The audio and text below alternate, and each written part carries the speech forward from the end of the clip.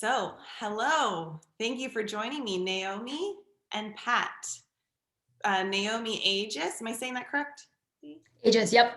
Aegis, our team leader for the climate action team of the Global Women's Caucus, and Pat White, who is the team leader, co-team leader, along with Carol Moore, for our new initiative, which is Women's Economic Wellbeing and Leadership. And we're sitting down today to kind of discuss these issues a little bit. And we're going to take an interview format. So Naomi, you are going to be the interviewer. Pat, you're the interviewee, so that we can look at these issues through the lens of your respective causes. So take it away. Great. Thanks for setting this up, Stacy and Pat. It's great to be able to do this with you. So you are the team lead of the newest initiative here at the Global Women's Caucus, and we'd like to give you a chance to talk about the initiative and why you named it as such. I understand there was back and forth over calling it the Women's Economic Wellbeing and Leadership or Women's Economic Security and Leadership. So I would like to get your thoughts on how you came up with the title and where the initiative is going. So first of all, thank you very much for the opportunity to talk about the initiative and to have the exchange with another important caucus. And in fact, it's a wonderful chance to show the intersectionality of the issues. To your opening question, yes, there was some back and forth regarding the name of the initiative, and the decision to use particularly the term well-being is that it is a terminology that is used within the U.S. Social science field, including social work, which is my area of degree and practice. Because Democrat Abroad is an organization of citizens with voting rights in the US, it made sense to align our name with its social science construct, its policy framework, and of course, its values. So that is some of the factors that drove our decision to focus on economic well-being, and of course, the term leadership speaks for itself. And just to dig a little deeper on the origins of security, which was discussed within the title, security and climate gets brought up a lot now, and it's used to justify funding for things like armed forces, and climate is seen as a threat multiplier in the terms of a military, and it's become or it runs the risk of being another sort of way to fund things that do not get at the maybe well-being and security of women. So I was wondering if you could talk a little bit about climate and security and economic security and how you see your initiative interacting with that.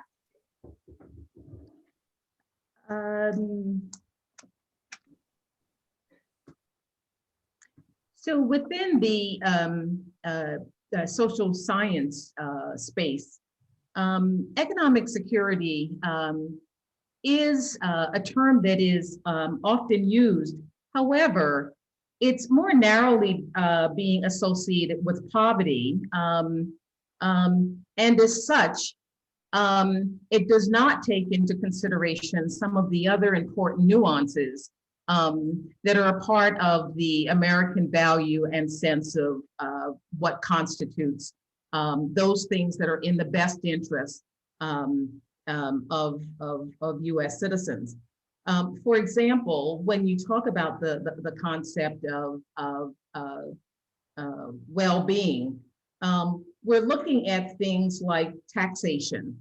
We're looking at other issues like government transfer, workplace benefits, changes in wealth, household production. All of those things come into play, which is I like to describe it as it's a broader plate of issues and dimensions which speaks to the quality of life and the values that we bring to the conversation. Again, as I said, it is a term that is often a part of the security conversation, but more broadly applied when we're speaking about the quality of life for citizens. Yeah, I love that you're complicating the definition of security, so it doesn't just mean military and it doesn't just mean, national borders. I think that's really important. Were you going to say something else? I'm sorry. Well, I think it's also important. One of the exciting thing about the time that we're in is that we have a leadership that is, I think, encouraging us to think outside of the box of how we traditionally think about and define both how we frame issues and how we think about solutions to them. And so the concept of going beyond security, certainly within the US context, I think opens the door to really getting at the issue of equity and inequality in ways that will leave us being a far richer society. We didn't plan this for the people watching the interview, but you brought it up in your recent answers, and I'm actually wearing my Tax the Rich sweatshirt to conduct this interview. And so you've gone into this a little bit in terms of government distribution and how we make people more well, and we focus on equity. And if you could talk more about that in terms of empowering women and what that means for the initiative. So, one of the issues that often comes up is, what does it mean to have women in leadership on any issue? Because we're talking about climate justice in this case. I think it's well documented that climate change and its consequences disproportionately affect poor communities and women, and that it increases social economic inequality. So it makes sense to have those who are affected by an issue to be at the table, both helping to define the issue and planning the kinds of solutions to it. But the reality is that one has to do more than just define it and even help craft solutions. You have to also be in places of position within organizations in which you have a key role in the implementation and monitoring of those remedies. We too often sit back and assume that because we've defined the issue, because we've been a part of the conversation, that all will go well. And I think history has shown that that's not the case. Women in leadership must be at all tables and in all places if we are to see some real changes. And that's on the leadership front. Clearly, on the economic side, again, we have an opportunity to really look at some of the issues around inequality for women when it comes to their economic well-being. And those kinds of opportunities stem around issues of expanding their involvement in sectors where we are currently underrepresented. Environmental justice is clearly one of them. Our numbers are there, I think, when it comes to the issue of advocacy and the faces of those citizens who are speaking up on the issue, but we are not at the table of decision making. And that is clearly one of the places that we need to show up more. And we need to make certain that the kinds of economic strategies that are being proposed take women into consideration and also look at the fact that as we look at gender, that we're also looking at some of the disproportional realities, even within the gender, when we look at the issue of race and ethnicity. We don't all start at the same place, even as women. And so policies need to acknowledge those differential starting places. And we do that in the area of climate justice as well. Yeah, that's absolutely right. I mean, you mentioned that women disproportionately are impacted by climate change, but women of color and economically disadvantaged communities, which often intersect, are even more disproportionately affected by climate impacts. And so climate justice and economic justice has to start in those communities.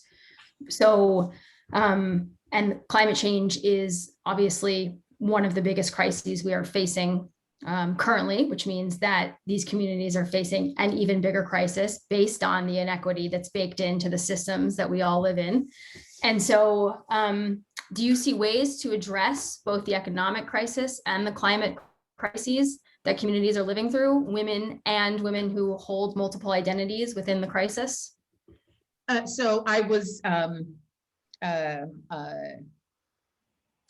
got a chuckle out of President Biden's comment when he said that the type of investments that he is proposing, both through the Recovery Act and now in conversations through the Infrastructure and Jobs Bill, that these are investments that we must make. I think that as women, we say that this is a time of investment in which we can't afford not to be included. So it's a time of tremendous public spending. And as a part of that, we need to make certain that allocations are tied to gender and racial equality. So one of the starting places is to certainly make the point that we need to show up in the budgeting process in real defined ways. One of the opportunities, I think, is that the Congressional Women's Caucus has called for some real measurable kinds of outcomes that should be implemented either as a part of executive order or through congressional action. And so we need to make certain that those things are understood by voters, that we are supporting them as a part of the kinds of policy directions that we want to see. And where there's the opportunity through the Gender Policy Council to also see that as a table and a place where we might raise some of the issues around women's economic well-being and leadership. So those are, I think, some of the unique opportunities that we have. I make the point through this effort that this is a moment, and it is a moment that we can capture if we choose to do so. And so I am hoping that as a part of Democrats Abroad, that we are a part of a movement that very much wants to take advantage of this moment. Definitely, definitely. And I think I thank you both for talking to all of us today, talking with each other, looking at the intersectionality, as you mentioned, Pat and Naomi, of women's economic wellness and leadership and climate wellness, climate action, climate justice. So thank you guys both for being here. And we are going to keep this going, definitely. There's still a lot that we need to talk about. But thank you very much. Thank you. Thank you.